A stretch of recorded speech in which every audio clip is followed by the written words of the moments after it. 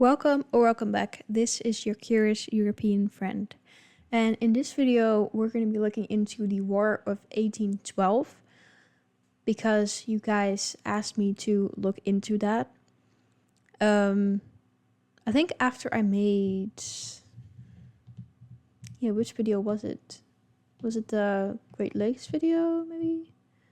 But anyways, so we're going to be looking into the War of 1812. I don't know that much about it yet. I think I just know that the US was in war with Great Britain, and then along the way, what now is Canada got caught in the way of that war. And that's basically all I really know. But I found this video about the Canadian perspective. So let's go ahead and find out more information about the war.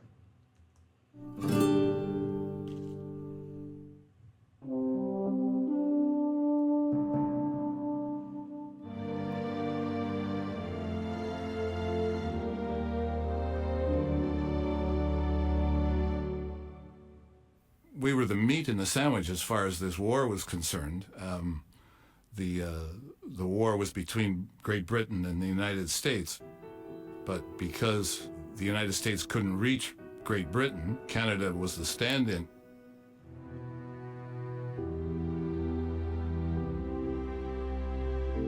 I mean, just from the get-go, that is really unfortunate that you're not even in the conflict and you're still being dragged in.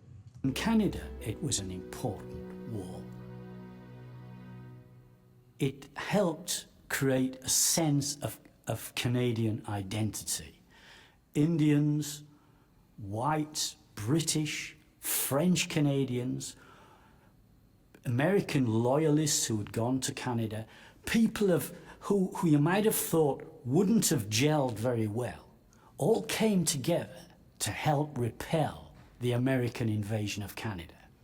And that created... Yeah, that is something that you then see. And luckily, in this case, that's maybe a bit weird to say because it is a war, and you don't want to be fighting that. But luckily, they were then able to all, like he said, gel together and fight for the same thing instead of still being in different groups. So I guess in a way that war brought them together, which you could maybe see as something fortunate that came out of a very unfortunate circumstance. To some extent anyway, a sense of a Canadian identity and a Canadian destiny that was separate from the United States.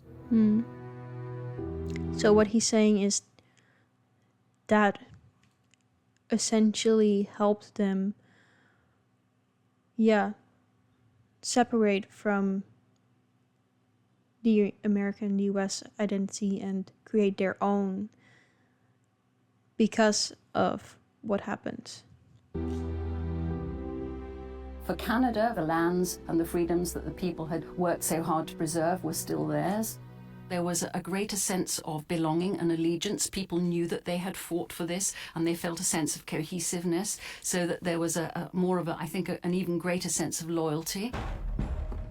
If you look at this from the Canadian viewpoint, the United States waged war for 2.5 years against a country that was absolutely no threat to it, launched a dozen or so invasions against Lower and Upper Canada, burned towns and villages and ruined the economy. It was a watershed because people who visited the Canadas in the 1820s certainly refer many instances of talking to those who said before the war or after the war. They measured most things by the War of 1812 as a kind of sort of marker which indeed it was, in leading to the process which 50 years later, in 1867, gave Canada its nationhood. Yeah. So that's interesting that in a way that really did help define Canada and have it be its own, like standing tall on their own feet, metaphorically speaking, of course. Because yeah, I could see how what they were talking about, all those invasions, that could really drive a country to want to stand more on their own feet and separate themselves. When the Americans came to Canada, and they did call the people up here Canadians, they probably didn't understand there were certain cultural nuances that you had a huge block of French Canadian Catholics in Quebec, but you also had a strong element of loyalist settlers who had left the new United States at the end of the Revolutionary War. And they weren't sure what was going to happen if the Americans took over the Canada, whereas with the British, they sort of knew where they were going. And the British also did a pretty good job spinning the fact that if the U.S. took over all of Canada, that it would be a threat to not only their culture and their language, but also to their religion. The language rights also were very important. And that was one factor. Another factor would have been questions with regards to the rights that they already enjoyed under the British regime, including parliamentary democracy. And, in 1812, women could vote in Quebec province. The idea of an American invasion was seen as... Really? That's crazy. I didn't know that. Were they one of the earlier countries, provinces to allow women to vote then? as a threat to their language, their religion, their culture. And they put up a pretty good fight through the War of 1812.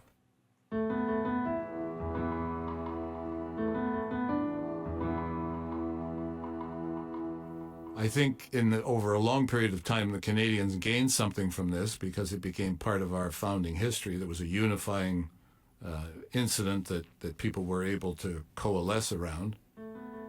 You need to have a founding history that you can teach that will unify people. This goes on to this day. The Salaberry is still in the school books.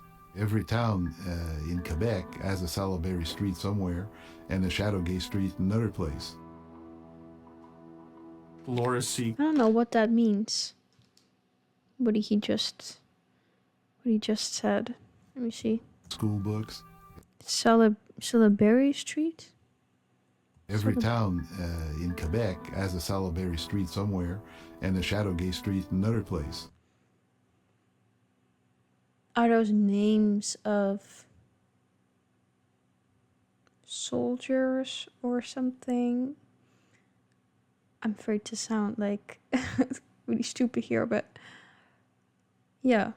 What is Shadowgate and Salaberry? Let me know in the comments if you know.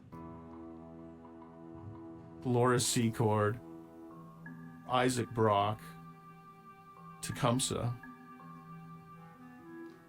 We've taken on these people as our national heroes. And all three of those people have something in common. None of them were born in Canada. And probably only one of them might have defined herself as a Canadian. But the other two certainly wouldn't have. Canada at the time was British North America.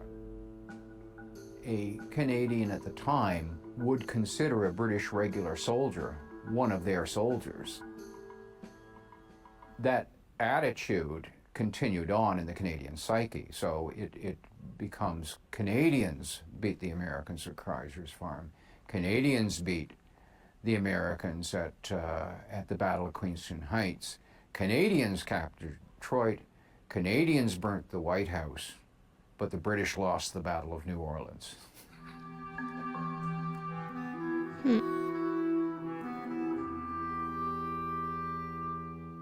Yeah, short video, but a lot of insight in this. Um, like I said, I didn't know much about the War of 1812 yet. Um, Still, I don't know all the details and specifics, but it did give me an insight in, yeah, the Canadian perspective and what it must have been like and how that shaped Canada. Um, because, yeah, I find that a very interesting thing that they brought up. And that makes me think that they might also um, maybe see it as not just something terrible that happened, which it also is, but they can also see something positive that came out of that and that came forward, which is the unifying of the people there and creating their own identity, separating themselves. So yeah, I find that very interesting that that might have been the foundation of the Canadian identity and the unified Canada as maybe you know today.